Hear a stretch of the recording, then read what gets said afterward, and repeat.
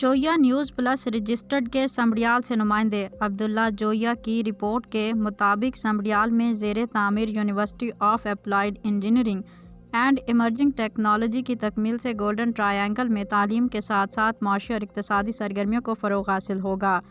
یہ بات گزشتہ روز سیکرٹری ہائر ایجوکیشن پنجاب خالد سلیم نے زیر تعمیر یونیورسٹی کے منصوبے کا جائزہ لیتے ہوئے کہی۔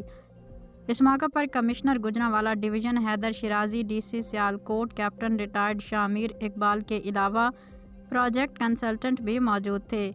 سیکرٹری ہائر ایجوکیشن نے بتایا کہ 400 ایکڑ پر محیط میگا پروجیکٹ پر 17 ارب روپے لاگت آئے گی اور اب تک 4 ارب روپے خرچ کیے جا چکے ہیں۔ منصوبے کو بروقت مکمل کرنے کے لیے حکومت تمام وسائل بروئے کار لا رہی ہے۔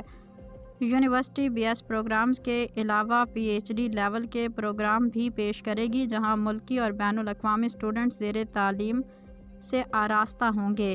انہوں نے مزید کہا کہ منصوبے کے مکمل ہونے کی مدت ستمبر 2024 ہے اور UAET کے منصوبے میں شامل 7 منزلہ 3 اکیڈمک بلاک جن میں 1800 طالب علموں کی مجموعی گنجائش موجود ہے۔